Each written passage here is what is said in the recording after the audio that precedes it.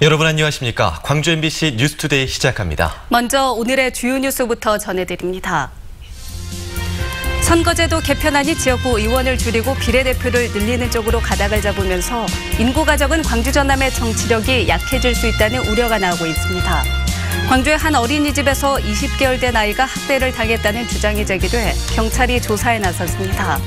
4대강 조사평가위원회가 해체를 권고한 죽산부와 관련해 영산강유역 환경청장은 여론을 두루 수렴하겠다고 말했습니다. 미래 에너지로 주목받고 있는 수소연료의 상용화를 앞당길 실증센터가 전국 처음으로 광주에 문을 열었습니다. 총선을 1년여 앞두고 선거제도 개편안이 지역구 의원을 축소하고 비례대표를 늘리는 방향으로 가닥을 잡아가고 있습니다. 정당에 대한 지지가 국회의석에 반영된다는 장점은 크지만 인구가 적은 광주 전남은 정치력이 약화될 수 있다는 우려가 나옵니다. 정용욱 기자가 전해드립니다. 자유한국당을 뺀 여야 사당이 지역구 의석을 28석 줄이고 대신 비례대표를 그만큼 늘리는 선거제도 개편안에 잠정 합의했습니다. 기득권 양당제 구조가 온건 다당제 구조로 넘어가는 결정적 순간에 있습니다. 지역구 축소로 광주 전남의 선거구는 현재 18석에서 14석으로 감소할 것으로 예상됩니다. 이 경우 지역과 중앙정치를 잇는 소통이나 민원 창구 활성화에 어려움이 불가피해 보입니다. 지자체 입장에선 지역구 의원의 지원 사격을 받았던 국비 확보나 주요 현안 추진에 동력 약화가 우려됩니다. 특히 선거제도 개편안이 인구 수에 기반한 만큼 표의 등가성 원칙에 따라 전남의 일부 군 단위 선거구는 지각 변동이 예상됩니다. 현재는 한 개의 선거구를 이루고 있는 지역이 서너 개의 시군이지만 앞으로는 대여섯 개가 될 수도 있습니다. 지금 인구가 줄고 또 고령화가 심화되고 있는 일부 군들이 선거구 조정 대상이 될 수 있기 때문에 이 군들이 다시 새로운 선거구로 이합집산하는 그런 결과는 예상할 수 있고요. 해당 선거구의 국회의원과 유권자에겐 크나큰 혼돈일 수 있는 겁니다. 최종 선거구 획정 시까지 대표성과 비례성 사이에서 정치권의 셈법이 복잡해졌습니다. MBC 뉴스 정용욱입니다. 황룡강 장록습지를 국가습지보호구역으로 지정할지를 논의하는 2차 토론회가 열립니다. 광주 광산구는 다음 달 3일 오후 2시 광산구청 회의실에서 토론회를 열어 장록습지보호구역 지정에 대한 찬반 양측의 의견을 수렴할 예정입니다. 광주시는 지난 2017년 장록습지를 국가습지보호구역으로 지정해 줄 것을 환경부에 요청한 반면 광산구는 체육시설을 짓겠다며 행정안전부에 국비 예산을 신청하면서 보존과 개발을 둘러싼 갈등이 계속되고 있습니다. 4대강 조사평가위원회가 해체를 권고한 영산강 죽산부와 관련해 최종원 영산강 유역 환경청장이 밀어붙이기식 행정은 없을 것이라고 말했습니다.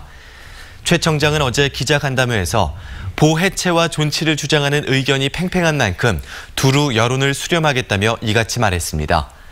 4대강 평가위가 해체를 제안한 죽산보는 오는 7월에 출범한 국가물관리위원회가 최종 해체 여부를 확정합니다. 오늘도 포근한 봄 날씨가 이어지겠습니다. 특히 오늘 광주의 한낮 기온은 20도까지 오르며 때이른 4월의 봄 날씨가 이어지겠는데요. 아직 아침 출근길은 쌀쌀합니다. 오늘 광주의 아침 최저 기온은 2.6도로 시작했고 일교차는 17도가량으로 크게 벌어지겠습니다. 이렇게 일교차가 크게 벌어질 때는 감기에 걸리기 쉬운데요. 오늘 감기 가능지수 살펴보시면 광주는 보통 수준, 전남은 나쁨 수준을 보이겠습니다. 이럴 때는 얇은 옷을 여러 겹 겹쳐 입으시고 물도 자주 마셔주는 것이 좋겠습니다. 한편 내일부터는 봄비가 지나겠습니다. 내일 낮부터 목요일 오전까지 비가 지나겠는데요. 전남 해안 지역에서는 최고 60mm, 광주 전남 지역에서는 최고 40mm의 비가 예상됩니다. 날씨 정보였습니다. 지난해 대학 역량평가에서 낙제한 조선대 내홍이 심해지고 있는데요. 총장이 직위 해제된 데 이어서 교육부 평가를 앞두고 핵심 보직자들까지 줄줄이 사퇴했습니다. 보다 못한 학부모들이 싸움을 중단하라고 요구했습니다. 송정근 기자가 보도합니다. 지난해 대학 역량평가에서 낙제점을 받은 조선대학교는 다음 달 교육부의 대학 혁신 지원 사업 대면 평가를 앞두고 있습니다. 대학 혁신 지원 사업은 학교가 제출한 특성화 전략 등을 교육부가 평가해 광주 전남 9개 역량 강화 대학 중 상위 3개 대학을 선정, 각각 20-30억 원가량의 예산을 지원해주는 사업입니다. 이 과정에서 대면 평가가 가장 중요한데 사업 추진 책임자인 총장이 교육부의 질문에 답변하는 방식입니다. 그런데 다른 대학과 달리 조선대는 총장 대신 서열 4위인 교무처장이 면접에 들어갈 예정이어서 우려의 목소리가 나오고 있습니다. 총장이 지난해 직위 해제된 상태에서 서열 2, 3위인 핵심 보직자까지 최근 사직함에 따라 교무처장이 직무대리를 하고 있기 때문입니다. 현재 조선대학교가 다소 위기가 있습니다만은 이번에 잘 극복한다면 더욱더 도약할 수 있는 좋은 기회가 될 수 있으리라 생각합니다. 교무처장이 총장 직무를 수행하는 것은 1946년 조대가 개교한 이래로 처음입니다. 이에 따라 대학 혁신 방안 시행 등에도 제동이 걸릴 것으로 보입니다. 조선대학의 교내 갈등이 심해지고 있는 이유는 지난달 혁신위가 이사회에 보고한 학사구조 개편안 때문입니다. 기존 17개 단과대 체제를 13개로 통폐합하는 내용이 담긴 개편안에 반발해 총장 직무대리인 부총장과 기획조종실장이 사직한 겁니다. 보다 못한 조선대 학부모들이 교내 갈등을 겪고 있는 조선대 구성원을 질타했습니다. 참담하고 부끄러운 현실입니다. 교수와 직원을 위한 대학이 아니라 학생을 위한 대학으로 거듭나야 할 것입니다. 학생들은 교내 갈등을 하루빨리 봉합하고 정상화가 되길 바라고 있습니다. 저희는 그냥 최대한 빠른 시간 안에 모든 대학이 각 원하는 대로 수용이 되길 바라고 그냥 빠른 시간 내에 좀 조대가 다시 괜찮았으면 좋겠다고 생각합니다. 지난해 대학 기본 역량 진단에서 역량 강화 대학으로 분류된 뒤 큰 혼란을 겪고 있는 조선대가 위기를 극복할 수 있을지 안팎으로 우려의 목소리가 나오고 있습니다. MBC 뉴스 송정근입니다. 광주 사립유치원 가운데 국가관리 회계 시스템인 에듀파인을 의무적으로 도입해야 하는 사립유치원들이 모두 참여한 것으로 나타났습니다. 광주시교육청은 에듀파인 도입 의무 대상인 원화 200명 이상 사립유치원 24곳 모두 에듀파인을 도입했다고 밝혔습니다. 뿐만 아니라 원화가 200명에 못 미치는 130여 개 유치원 중에서도 40여 곳이 도입 신청을 해 전체 도입률이 40%를 기록했습니다.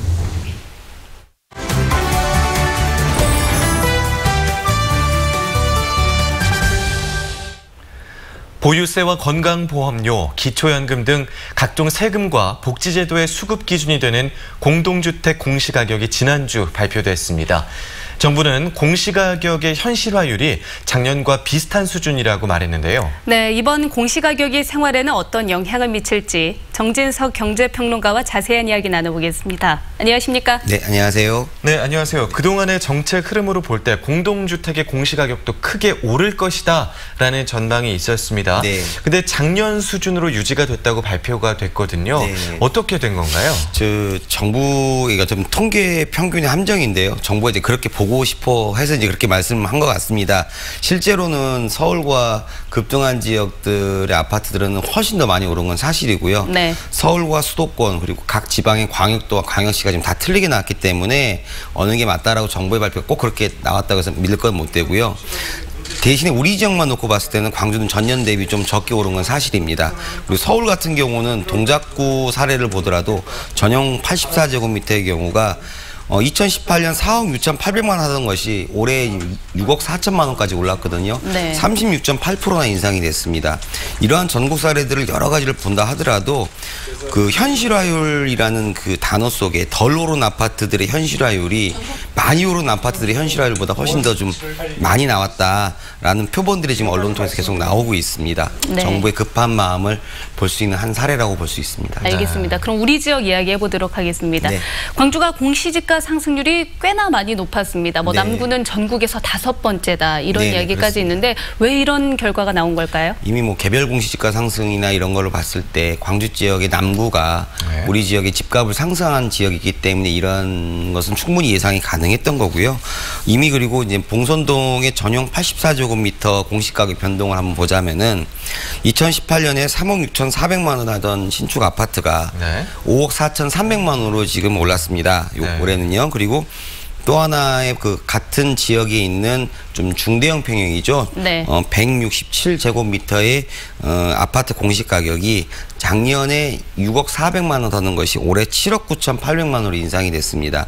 어떻게 보면은 7억 9,800만 원 아파트가 더 많이 오른 것 같은데 현실화율을 비교한다고 했을 때 33평은 무려 전년 대비 49% 상승한 거고요. 비율로 보면요. 예, 그리고 중대형 아파트 같은 경우는 32%입니다. 사실 우리 지역의 집값 상승을 유도한 것은 중대형 평형이거든요. 네.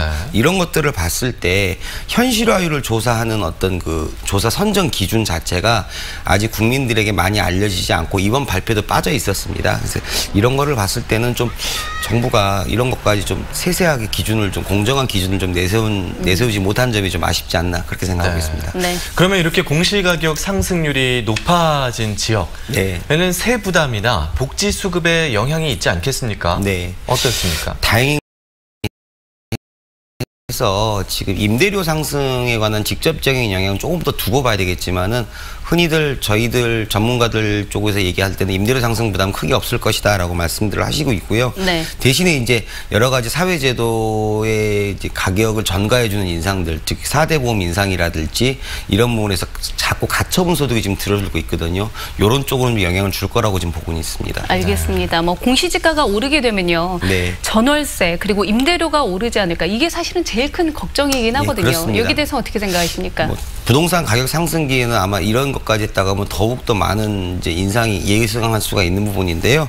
다행히 지금 아까도 서두에서 말씀드렸지만은 지금 전국적으로는 가격 하락과 미분양이 증가하는 지역들이 굉장히 많이 늘어나고 있고 서울과 일부 광역시 지역으로는 미분양이 없고 이런 양극화 현상들을 더욱 부채질할 수가 있는 부분이라서 임대료 인상은 아무래도 조금은 그렇게 걱정 안 하셔도 될 것 같습니다. 단지 이제 그 외의 것들이 이제 항상 문제가 되겠죠. 아까도 말씀드렸다시피 공시가격 인상으로 인해서 기존의 아파트 가격 상승분을 인정해주는 효과가 나오기 때문에 전반적으로 가처분 소득이 좀 줄어들어서 소비 쪽으로는 좀 악영향을 줄 수가 있는 영향들이 전문가 일반적으로 생각하는 그러한 예상입니다. 네, 오늘 이렇게 말씀하신 국토부에서 발표한 공시가격 내용이 사실 아직까지 확정된 것은 아닙니다. 의견 청취 기간이라는 게 있죠. 네, 그렇습니다. 의견을 내고 싶은 분들은 어떻게 하면 되는지 설명을 해주시고 현재 이제 공동주택 공시가격은 부동산 공시가격 알림이를 통해서 현재 자기가 거주하고 있는 공동주택이 소지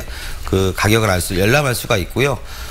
시군 구청 민원실에서 5월 29일까지 열람할 수가 있습니다. 또 이의 신청이라고 하죠. 이의 신청하면 이제 그 뭐 개별 주택들도 그렇고 토지도 그렇고 다 어느 정도 조정을 좀 해주시는데요. 이의 신청이 있는 소유자분들은 또는 법률상 이해관계인 분들은 같은 기간 국토부 시군구청 민원실 또는 한국감정원 본사까지 해서 서류를 잘 작성하셔서 이의 신청을 하신다 하면은 조금 더 원활한 좋은 결과가 나오지 않을까 그렇게 생각하고 있습니다. 알겠습니다. 오늘은 공시가격에 대해서 이야기 나눠봤습니다. 정진석 경제평론가와 이야기 나눴습니다. 감사합니다. 네, 감사합니다.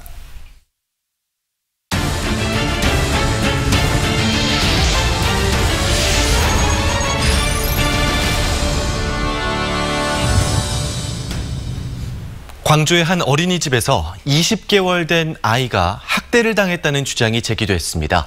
학부모는 어린이집 원장을 경찰에 고소했고요. 경찰은 CCTV를 확보해서 분석하고 있습니다. 우종훈 기자가 취재했습니다. 생후 20개월 된 남자아이가 어린이집 교사를 보고 하염없이 울고 있습니다. 우는 아이를 지켜보던 교사는 아이가 울음을 그치지 않자 칠판을 닦아낸 휴지로 아이의 얼굴을 닦습니다. 그래도 아이가 울음을 그치지 않자 아이의 손목을 잡고 어딘가로 데려갑니다. CCTV 화면이 잘 보이지 않는 교실 구석으로 간 아이의 몸이 크게 휘청입니다. 아이의 부모는 이날 아들 엉덩이와 허벅지에서 상처를 발견하고 어린이집에서 이 CCTV 영상을 확보했습니다. 부모는 아이가 학대를 당하는 장면이라고 주장합니다. 구석진 곳, 그러니까 모서리 부분, 눈 쪽지나 뭐 이런 부분에 가면 굉장히 혼자 기겁하는, 혼자 놀라하는, 그리고 이제 저랑 몸으로 굉장히 장난을 많이 하는데 허벅지에 손이 가거나 엉덩이에 손이 가면 굉장히 치를 떨고. 하지만 어린이집 측은 폭행 의혹을 강력하게 부인하고 있습니다. 아이를 교실 구석진 곳으로 데려간 것은 우는 아이의 기저귀를 갈아주기 위해 물티슈가 있는 곳으로 간 것이었고 CCTV상에서 아이의 몸이 휘청이는 것은 기저귀를 갈기 위해 몸을 잡는 과정에서 그랬다는 겁니다. 또 Y의 엉덩이에서 발견된 손바닥 자국과 허벅지 상처는 어린이집에서 생긴 게 아니라고 주장하는 것으로 알려졌습니다. 어린이집 측은 지금은 할 말이 없고 경찰 수사 결과를 지켜보자며 취재진의 인터뷰 요구에 응하지 않았습니다. 경찰은 피해를 당했다고 주장하는 아동 2명 부모의 고소로 어린이집 원장을 입건해 조사하고 있다고 밝혔습니다. 경찰은 어린이집 CCTV를 확보해 아이 몸에 난 상처와 관련성이 있는지 분석하는 한편 어린이집 원장을 상대로도 사실관계를 조사하고 있습니다. MBC 뉴스 우종훈입니다. 앞으로 광주 지역에서 성비위로 징계를 받고 교단에 복귀하는 교사들은 최장 50시간의 재발방지 교육을 받아야 합니다. 광주시 교육청은 아동 청소년을 대상으로 한 성비위 사건으로 징계를 받고 교단에 복귀하는 교원들로 하여금 성인지 감수성 훈련과 피해자 공감하기 등 최장 50시간의 의무 교육을 받아야 하도록 하는 계획을 추진하고 있습니다. 지난해 광주 교육계를 뒤흔들었던 스쿨미투 관련 교사들을 대상으로 광주 시내 각급 학교들이 이번 주부터 징계 절차를 시작할 것으로 알려졌습니다. 광주 광산경찰서가 인형 뽑기방 집회 교환기에서 현금을 훔친 혐의로 카자흐스탄인 22살 제이 씨를 구속했습니다. 제이 씨는 지난달 16일부터 이달 5일까지 광주 광산구 일대 인형 뽑기방 3곳에서 공구 등을 이용해서 집회 교환기에 있는 현금 300여만 원을 훔친 혐의입니다. 경찰은 불법 체류자인 제이 씨가 스포츠 도박비를 마련하기 위해 이 같은 일을 저지른 것으로 파악하고 도주한 공범을 쫓고 있습니다. 심한 미세먼지 때문에 요즘 친환경, 또 공기질에 대한 관심이 갈수록 높아지고 있는데요. 환경오염 없는 수소연료를 연구하고 개발하는 수소융합에너지 실증센터가 국내에서 처음으로 광주에 문을 열었습니다. 김민정 기자입니다. 국내 첫 수소융합에너지 실증센터가 광주 진곡산단에 문을 열었습니다. 국산 장비를 개발해 수소융합에너지를 직접 생산할 수 있도록 기술을 개발하는 기지입니다. 수소융합에너지 실증센터는 우리나라 수소에너지 산업 생태계 구축에 매우 중요한 계기가 될 것입니다. 앞으로 이곳은 국내 수소 관련 기업들이 개발한 핵심 부품을 실증하고 휘발유나 경유 등과 달리 환경오염을 시키지 않는 수소연료는 미래연료로 주목받고 있지만 지금까진 가격이 높고 충전소도 적습니다. 현재는 울산, 여수, 서산 등 석유화학단지에서 부산물로 만들어지는 수소연료를 운반해 오는데 운반 비용이 만만치 않아서입니다. 수소융합에너지 실증센터는 운반비를 덜어내 가격 경쟁력을 높이기 위해 직접 수소를 만들게 됩니다. 일단 테스트베드가 될 이곳에선 내년부터 수소를 만들 수 있습니다. 2시간 동안 수소를 생산해 차 한 대를 600km씩 달릴 수 있게 하는 수준으로 미미하지만 이 기술을 전국에 퍼뜨리는 게 목표입니다. 궁극적으로 수소차가 대량으로 보급되기 위해서는 수소 공급이 가장 큰 이슈인데 저희가 이 센터에서 하고자 하는 거는 수소를 여기에서 직접 만들고 이 직접 만드는 것도 신재생 에너지를 이용해서 만든다든가. 수소융합 실증센터는 전국에 연결돼 있는 도시가스 라인을 활용해 도시가스에서 수소를 추출해내는 방법과 물을 태양열 전기로 분해해 수소 연료로 만드는 방법을 단계적으로 상용화한다는 계획입니다. MBC 뉴스 김민정입니다. 광주시는 미래 산업으로 떠오르고 있는 친환경 공기 산업을 육성하기 위해 LG전자와 업무 협약을 체결했습니다. 협약에 따라 광주시와 LG전자는 다중 이용 시설의 공기질 개선을 위한 센터와 필터 개발 등 공동 연구 개발 과제를 발굴해 수행합니다. 또 공간별로 특화된 공기청정 제품을 개발해 지역 에어 가전 기업들을 글로벌 강소기업으로 육성할 예정입니다. 광주시와 5개 자치구가 노사상생 도시광주를 실현하기 위해 공동 협약을 체결했습니다. 광주시와 자치구는 지난 1월 노동자에게는 안정된 일자리와 기업에게는 적정한 수익을 보장하는 노사상생 도시 광주를 선언했다며 현대차와의 자동차 공장 투자 협약 체결을 계기로 광주와 대한민국의 새로운 미래를 열어가겠다고 밝혔습니다. 또 상호 존중과 협력을 바탕으로 합리적 노사문화 조성을 공동 추진하고 노사상생 프로그램 개발 협력 등에 상호 협력하기로 했습니다. 시범 경기를 하고 있는 기아 타이거즈와 시즌 초반 돌풍을 일으키고 있는 광주FC. 두 팀 모두 무패 행진으로 리그 1위를 달리고 있습니다. 올 시즌에 대한 팬들의 기대감이 커지고 있습니다. 박수인 기자가 전해드립니다. 프로야구 기아 타이거즈가 승률 100%로 1위를 달리고 있습니다. 5경기 전적은 3승 2무. 비록 시범 경기지만 출발이 좋습니다. 특히 터너와 윌랜드 두 선발 투수가 마운드에서 팬들의 기대감을 높였고 해즐 베이커의 타격감도 살아나고 있습니다. 외국인 선수 3명 다 굉장히 적응 잘하고 있고요. 또 시범 경기지만은 안정성 있고. 그동안 고질적인 문제로 꼽혔던 불펜도 한결 나아진 모습입니다. 기아는 고척돔에서 2차례 시범 경기를 더 치른 뒤 오는 23일 홈에서 LG를 상대로 시즌 개막전에 출격합니다.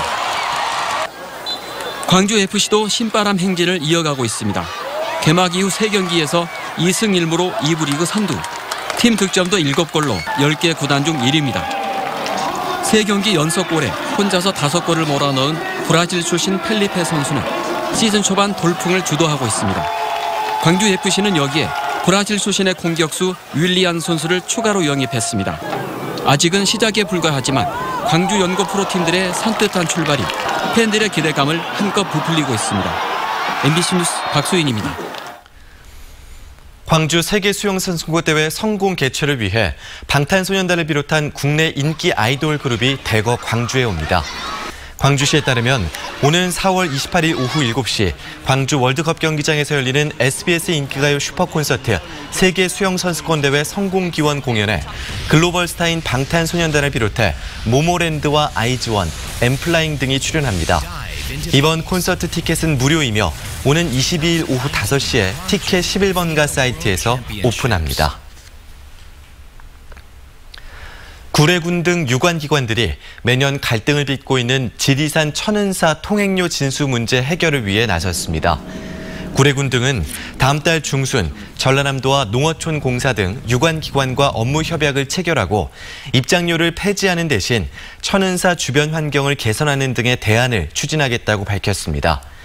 천은사는 그동안 연 5억 원가량의 입장료 수익을 대체할 방법을 찾지 않고서는 입장료 징수가 불가피하다는 입장을 보여왔고 등산객들은 민원과 함께 민사소송을 제기한 바 있습니다. 광주시가 오는 6월 도시철도 2호선 착공을 앞두고 시민들의 불편을 최소화하기 위해 특별 교통대책을 마련해 추진합니다. 광주시는 다음 달 행정부 시장을 총괄단장으로 특별 대책반을 꾸려 공사에 따른 교통 혼잡에 대비하고 배군고가 철거와 하수관로 개선 등도 추진할 계획입니다.